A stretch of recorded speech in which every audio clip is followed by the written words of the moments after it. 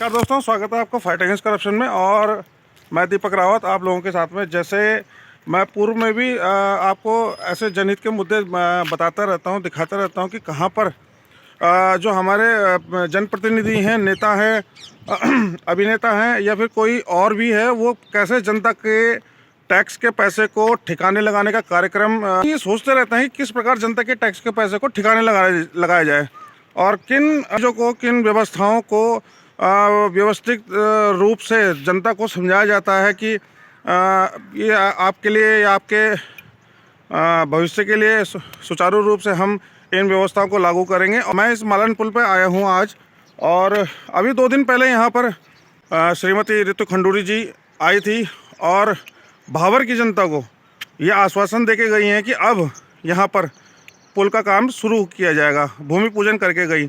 मैं एक बात कहना चाहूँगा कि चलिए मैं पहले आपको दृश्य दिखाता हूँ यहाँ पर किस प्रकार है, क्या है, फिर आगे बात करते हैं। 2 दिन पहले ऋतु खंडूरी भूषण जी यहाँ पर भूमि पूजन करके गई हैं, परंतु एक चीज़ समझ में नहीं आती कि एक मरे हुए पुल का 3-3 बार भूमि पूजन करना कहाँ तक उचित है और किस औचित्य से ये करते हैं, अब ये समझ में नहीं आता। प्रथम बार इनके पिताजी श्री भुवनचंद खंडूरी जी ने इसका भूमि पूजन किया था, शिलान्यास किया था, उनके कार्यकाल में ये बना भी। उसके बाद श्री निशंक जी आए थे, उन्होंने भी भूमि पूजन किया, शिलान्यास किया। अब श्रीमती खंडूरी जी आ गई हैं, वो भी भूमि पूजन करके गई हैं, परंतु विगत 8 महीने से जो ये पुल आप देख रहे हैं, ये विगत 8 महीने से टूटा हुआ है। और जो भावर की जनता है, वो विगत 8 महीने से खून के आंसू रो रही है। और इन्हें 8 महीने उपरांत ये याद आता है बरसात के मौसम में ही कि हाँ चलो अब काम किया जाए। क्यों? क्योंकि अब लोकसभा के चुनाव जो होने हैं, और लोकसभा के जो चुनाव होने हैं तो वोटर तो चाहिए। अब वोटर को लोक लुभावन वायदे किए जाते हैं और ये बताया जाता है कि हाँ चलो हम आपके लिए काम कर रहे हैं। किस प्रकार काम कर रहे हैं आप? यह देखिए, कल और परसों 2 दिन की बारिश से ये हाल है। यहाँ नदी आ चुकी है, और ये पुल का हाल तो अभी भी वैसे का वैसा ही है। इसमें कोई नई बात नहीं है, कोई दो राय नहीं है कि ये 8 महीने से ऐसे ही चल रहा है। परंतु ये नेताओं के वादे, नेताओं के जुमले, ये देखिए 2 दिन की बारिश से ये हाल है। यहाँ जो आवाजाही के लिए एक रास्ता बनाया गया था बगल में से, वहाँ भी यह हाल है। लोग पैदल चलकर पार कर रहे हैं, कपड़े अपनी पैंटों को ऊपर करके। गाड़ियाँ फंसी पड़ी हैं। ये देखिए यहाँ पर टेम्पो ट्रैवलर पलटा हुआ है। अब इस नुकसान की भरपाई कौन करेगा बताओ?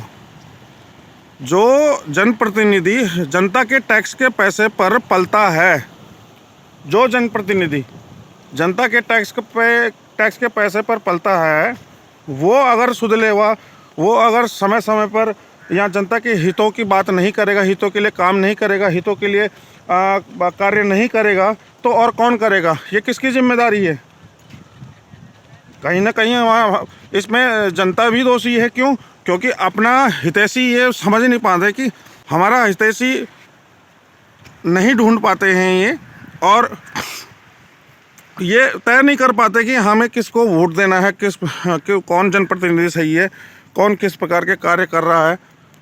हमेशा बस पैराशूट प्रत्याशी अपने ऊपर लाद देते हैं और फिर रोते रहते हैं पूरे 5 वर्षों तक। ये जनता का पैसा ही है दोस्तों, जो टैक्स के रूप में हम नेताओं को जो तनख्वाह मिलती है, इनके मोबाइल का रिचार्ज होता है, ये सब जनता के टैक्स का पैसा ही है। और इस प्रकार ये ठिकाने लगाया जाता है। तो दोस्तों मेरी अपील है कि आने वाले चुनाव में अपना हितैषी, अपना जनप्रतिनिधि ज़रा सोच समझ कर चुने। गाड़ियाँ बंद पड़ जा रही है। अब इससे नुकसान तो लोगों का ही है, जनता का ही है, परंतु जो अपने उड़न खटोले में बैठकर आसानी से पार कर जाते हैं, उन्हें कहाँ फ़र्क पड़ने वाला है इससे? बस गाड़ी फंस गई। पर इससे बड़े बड़े नेताओं को और उनकी बड़ी बड़ी गाड़ियों को कोई फ़र्क नहीं पड़ता कि जनता जाए भाड़ में। अब देखो, जनता ने तो झेलना ही है, जो लोग झेल रहे हैं, उससे इन नेताओं के कानों में जूं भी नहीं रेंगती। और वादे देखो इतने बड़े बड़े करते हैं, सब जुमलेबाजी है, सब जुमलेबाजी। खुशफहमी और गलतफहमी में क्या फ़र्क है आपसे जानना चाहूँगा दोस्तों।